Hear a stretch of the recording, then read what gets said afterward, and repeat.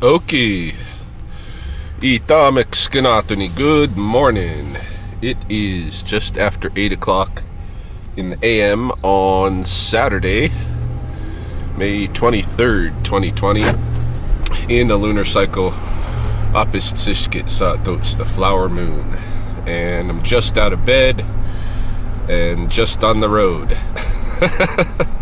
Got a skunk call to go to, first off, and got a couple of updates to share. Not totally sure what's in store for the day, but Chelsea's off work. The kids are with their dad, so we'll have a day together. Who knows what we'll get into. But this morning, it's a little bit of work to do.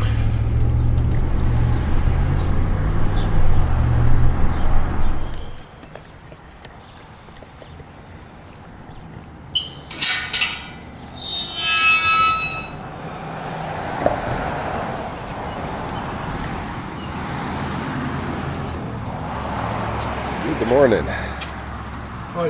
I'm sleeping on there now. Thank you. Thanks, morning. Oh. Yeah, that's my rag. Hey, bud.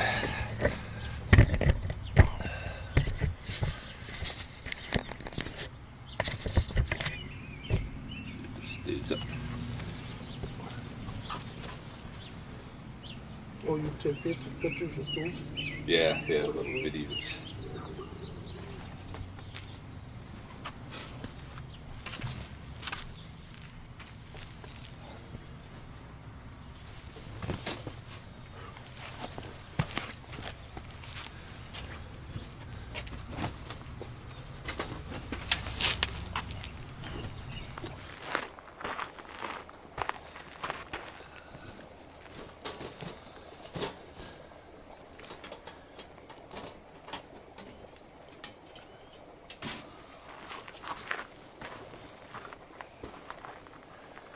Hey there,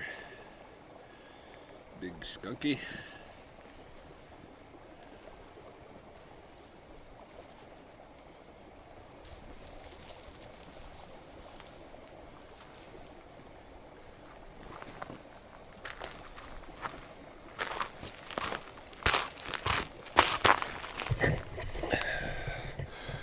Oh, right into the culvert, I think. It's perfect. Yep.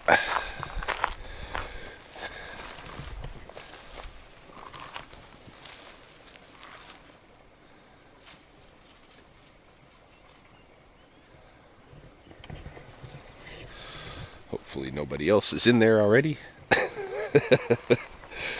And he or she can now have a day's rest in the culvert before figuring out a plan B tonight.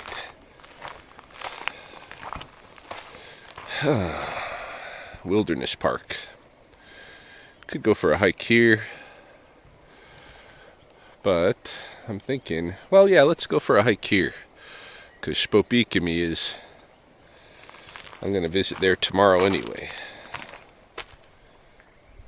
I'd rather go to Spopikami.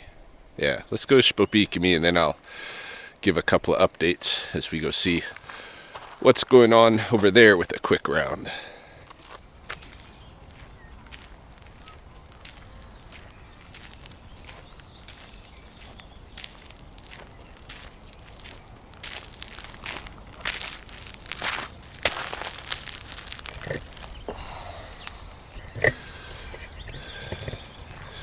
Well, I guess the first little update has to do with this boot. The results of my ultrasound came in the other day, and went to go see my doctor, and he informed me that both of the larger muscles in my left calf have tears on them, significant tears. And then I think it's called the soleus muscle, something like that. It's kind of, I think it attaches to your Achilles tendon. The soleus muscle couldn't be found on the ultrasound, which means either that it snapped and has retracted somewhere, you know, where they can't see, or that I was born without a soleus muscle. Which I guess is actually very rare, that somebody would be born without all the same calf musculature. I don't know. My dad started looking into it. I don't know if my doctor just said that part as a joke, but I took it as a possibility. Maybe I am the weirdo that doesn't have a soleus muscle. No, more likely it's something's wrong with it, or it's just so small that they can't see it. I don't know. But I can stand up on my toes on that left leg, which means something's going on there with the soleus, I guess. So who knows? But in any case, I've been told that I really do need to wear an air boot for the next 6 weeks, day and night, and then physiotherapy after that. And it's going to be a somewhat long haul, but I will be able to go running again, and I'll heal up everything properly, or as properly as can be. But yeah, that's the story of my legs. So this is like, I don't know, day 2 or going on day 2 with the air boot. So already it's driving me nuts, of course, because I hate to have anything. Hello, good morning. Hate to have anything on my feet in general, unless they're sandals or. But this is like morning. This is like walking with a big stormtrooper boot. Already it's collecting, you know, junk in the toe, of course, because the toe is kind of open, and so if you walk in natural areas, unpaved areas, you're gonna get all kinds of pebbles and sticks and twigs and that kind of thing. They've got inside of there, they've got kind of a lift on my heel, so I'm almost walking on my toes, which actually for me is more comfortable. She was saying, you know, you can do this for a couple of weeks, then take off a layer, go down a little bit, take off a layer, go down a little bit, but it'll, you know, heal better this way. And I might just leave the whole heel lift in there the whole time, so I'm walking on my toes, because it feels a little more barefootish. Hey, morning.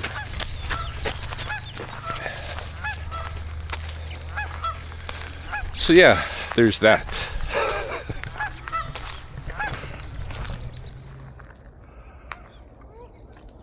There's quite a few new birds here, including yellow warbler, who I'm going to try to show you in this Saskatoon bush here. Probably we're just going to see a glimpse of the warbler flying away. There's one on the path just now as well, kind of over by those golden beans. But there's also one right here in these Saskatoons. Oh, there she goes. Bo, bo, bo. Yeah, lots of new birds back from migration. I saw online that a friend of mine, a photographer who comes out here, had caught an Oriole already. So that's the first Oriole of the season as well, I think. And yellow-headed blackbirds are still here, so I think they're gonna nest after all. I saw, driving down into the wilderness park this morning to release that skunk, I noticed there was a brown thrasher flew across the road. See quite a few brown thrashers there. What is this guy? This might be a, is this a yellow rump warbler? Who is that? You can hear the new warblers in the forest. Who art thou?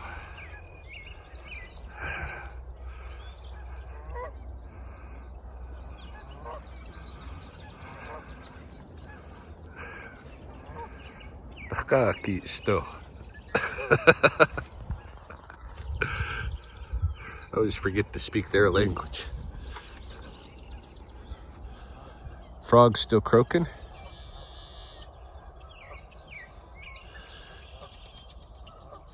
It's odd, I didn't notice either the coot couple nor any of the geese with goslings as I walked through the west length there.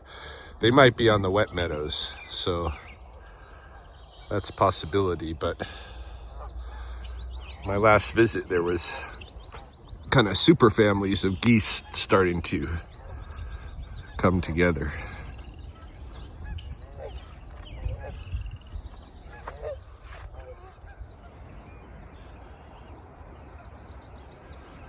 The river is nice and swollen, chocolatey.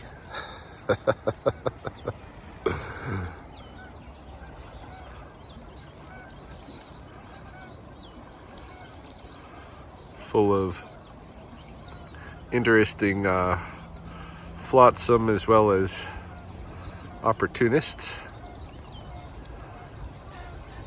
Must be a merganser couple out there. Yeah, lots of wood, dead wood in the water today. Look at this up here, just at the anchor of the bridge. It's caught like 2 or 3 trees and a bunch of other little debris, and it's kind of, as the water forces it to, it's releasing bits by bit, you know, to flow further downriver.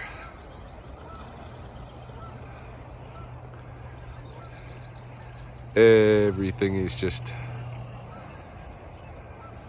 vivid green and seems to have a life energy, you know. There's little gnats in the air, and the trees that aren't already flowering or at least budding to do so. Hey, choke cherries. Or even closer to the mark, these cottonwoods. Really soon we're gonna have flowers, eventually seeds. Who do we have here? It's a little,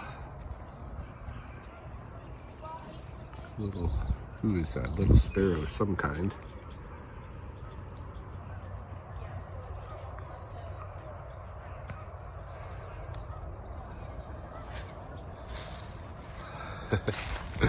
I really need to get that better camera for these close-ups instead of just using my iPhone.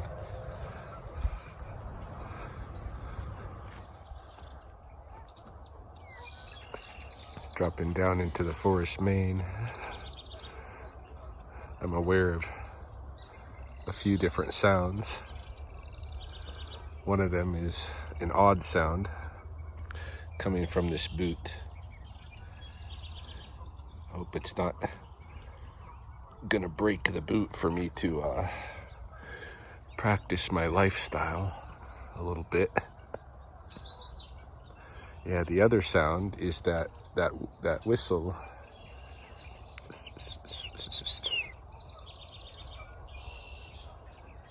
You'll hear it. Wait. There's one. A little distant. Another. There's some close, but yellow warblers. There we go.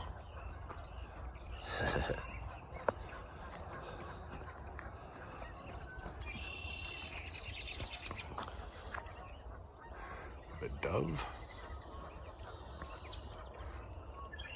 Morning dove.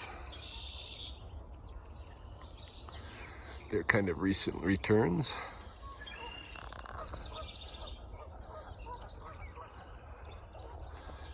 Lots of yellow warblers.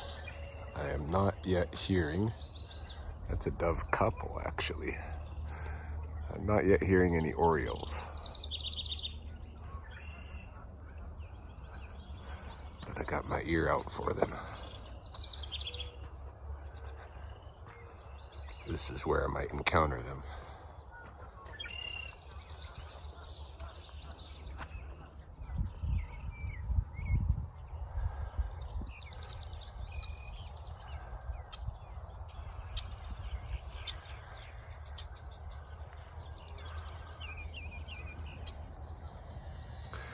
As I suspected, there is a significant goose presence on the wet meadows.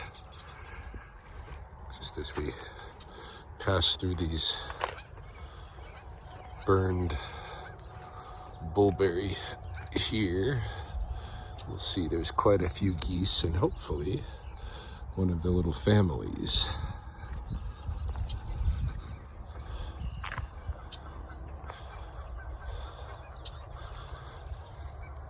This is a place where they can get out of the way of a lot of the human traffic, though not all of it. Not that that's been ever the huge concern of the geese who decide to raise families here.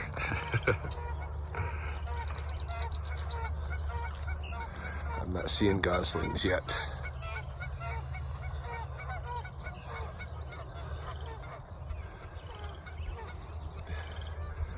Yeah, all these guys just, there's probably, let's see, 1, 2, 3, 4, 5, 6, 7, 8, 9, maybe 9 geese going up into the forest here, probably more.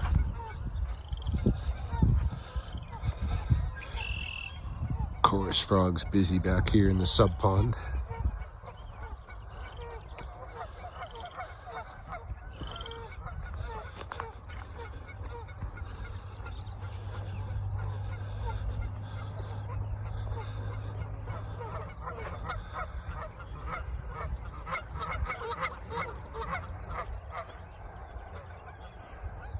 Oh yes, there are goslings up ahead.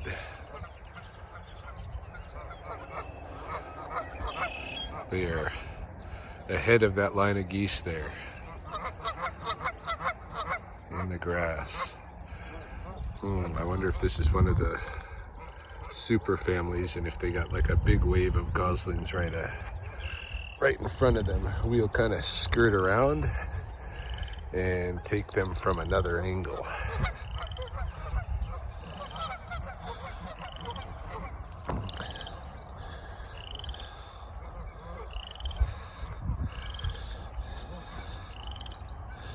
Yeah, there is another little update that I wanted to mention while I'm out here.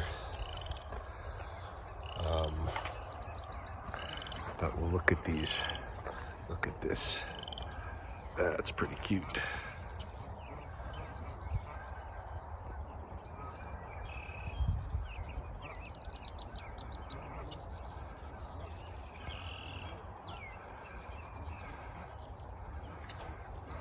Somewhere in there is the thumbnail, isn't it?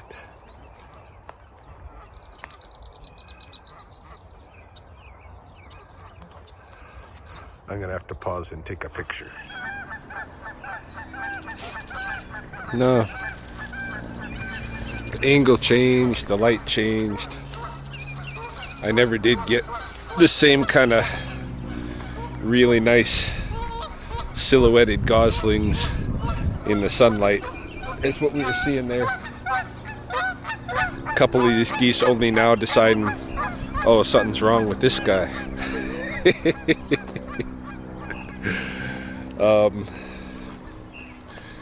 Anyhow, is that Oriole? There are Orioles. Yeah, I hear Orioles whistling.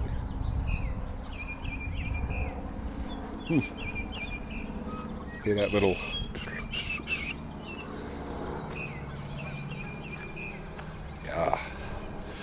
cool. Anyway, yeah, so the other bit of news is that there have been some communications going on between Mahoney and myself. I have been contacted by a legal aid representing her lawyer, who is drafting an agreement of separation and preparing the divorce. But the communication I received was kind of strange. I mean, maybe it's not, but it seemed pretty strange to me, because this was her lawyer's, first introduction to me, and she just said that she's, drafting this letter of agreement, and that there is what is it called? Order of, I forget the technical term. But anyway, there was this order for me to reveal a bunch of my financial information from the past 3 years, like all of my taxes, and but also things like, I'm gonna sneeze.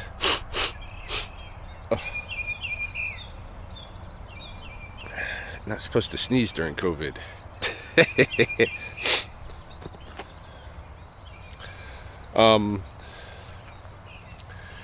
Yeah, I was supposed to give up like my last 6 months of credit card statements, my household finances and all of these things.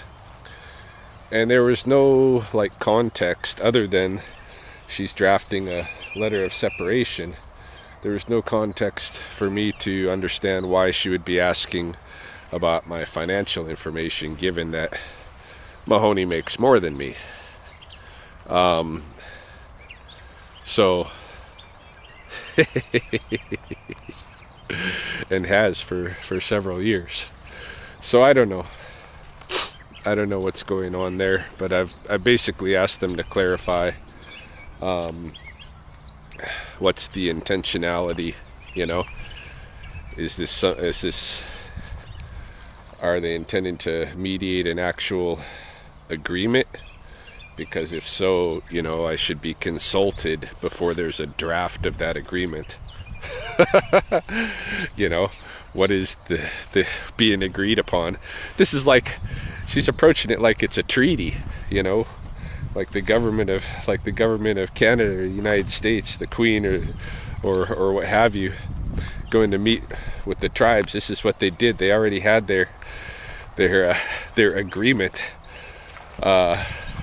drafted, and they just asked for consent.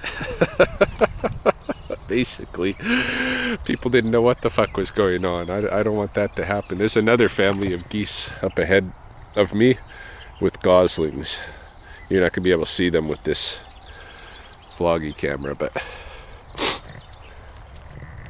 yeah, it's as I expected. This wet meadows is going to become probably the primary feeding grounds, as long as the grass stays low, and they can kind of keep it low if they've got enough geese here to do so.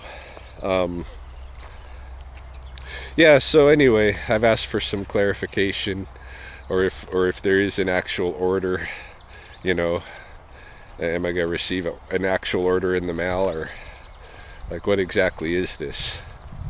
Because if I have to go and again rehire a lawyer, then that's what I got to do. But it's really a big waste of money. The outcome's going to likely be very close to the same if we just had a friendly mediation of the terms, Anyway, there's that point of contact, that there's something legal starting to happen there. And then on another hand, Mahoney has given me the go-ahead to basically start tending the property, you know, outside the house, the yards and all of that stuff, because they haven't been looked after, I don't think, since I left a year and a half ago. And the city's starting to receive some complaints about it, and Mahoney is pretty arthritic and not really, you know, she doesn't think she can do the work. So I'm gonna start probably looking after the yard. And in fact, I emailed her this morning to ask, because my only point of contact now, I think that's working still, is email. So I emailed her to see if I could go there this morning, get maybe at least the lawn mowed, but hadn't heard back, and I'm gonna get on with my day. But yeah, that's a possibility of something that's going to be going on, is that I get to go back and start gardening there. Well, at least like taking care of the yard and stuff, which is good, I think, for a number of reasons. People probably, why is that good? You know, I still have a relationship to mend with Justine. And Mahoney may not want any kind of mending or any kind of amicable outcome to what has gone on with us. I'd prefer there to be a more amicable outcome, because we basically grew up together for the last 2 decades. But Justine, I raised her, so having that relationship just cut completely off has been pretty difficult. And I'd like to see, you know, some reparations done. I think if I'm able to even ghostly be anywhere around the house to mow the lawns or trim the trees or what have you, that, you know, at least that's a potential window to something like that, you know, that there might be further communications. I'm not gonna, you know, pursue them, because it's not invited, but I'll see what happens in that regard.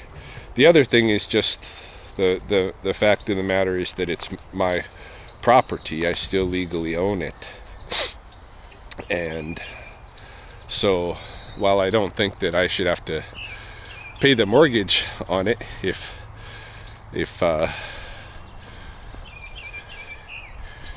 they're going to be staying there and unfriendly toward me, you know, I do think that, like, there's some responsibilities that I have in terms of upkeep of the place. I've offered to help do reparations of things inside the house as well, but that was not as yet welcomed. But at least outside, that's something, so I can get to work on something and kind of keep that place fixed up. You know, it may eventually sell at some point. It may not. Either way, I think I benefit from going and taking care of the gardening, short or long term.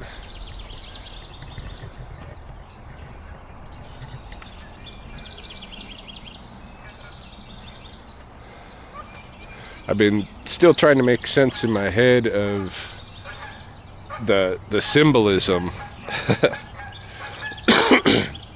of the burn here, you know. Burning is a pretty heavy symbolic act in a Blackfoot cultural schema.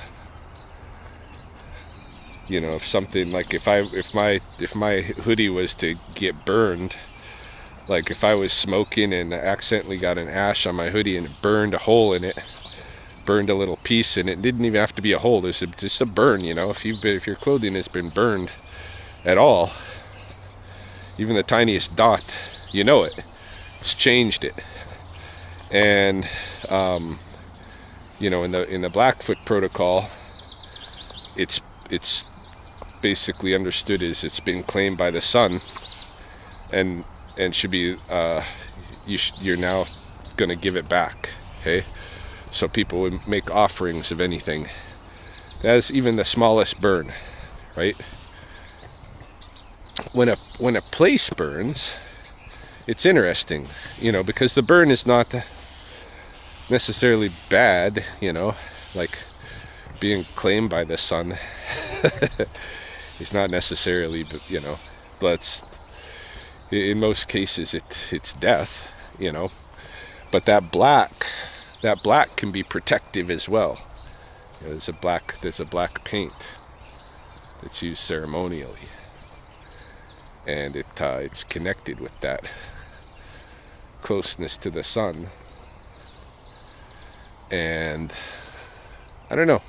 So it's interesting when a place gets burned, because was it painted?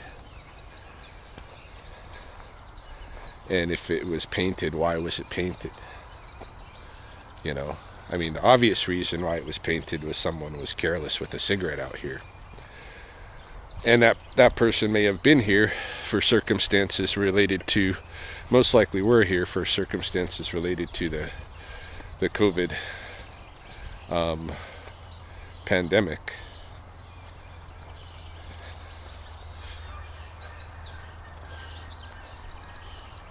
Look at, there's even geese like right in the forest here. Because this has all become a meadow, you know, as long as it can see a good distance. What are you doing here?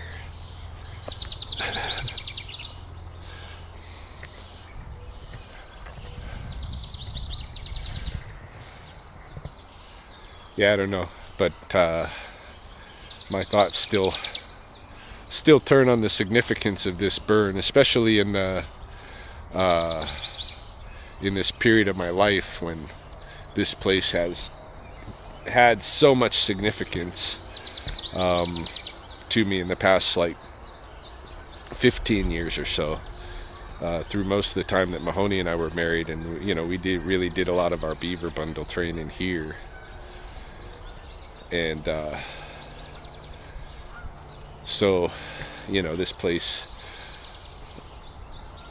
has been very special to me for a while. And to have something like this happen to it, it's very transformational of the space, you know. That's not necessarily a bad thing.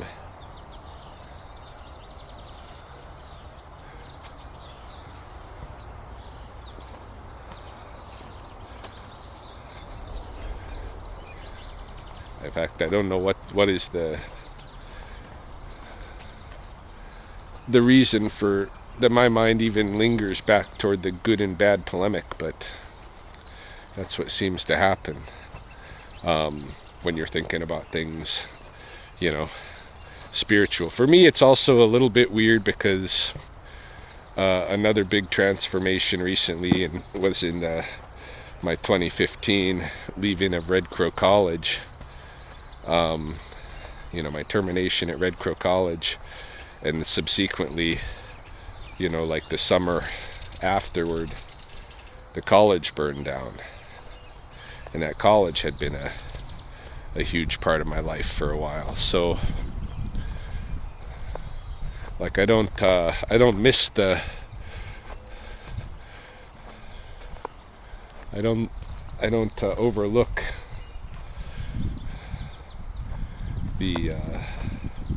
the weird thing that happened in both circumstances that places were very important to me and burned. You know, I might even connect the burn that occurred on the north end of the blood reserve that went through Morris Crow's land and got my partner, late Marvin Caffrobe, got all of his stuff, which included the some of the transfers that he had received from the beaver bundle. Burned them. You know, and he died not too long after that.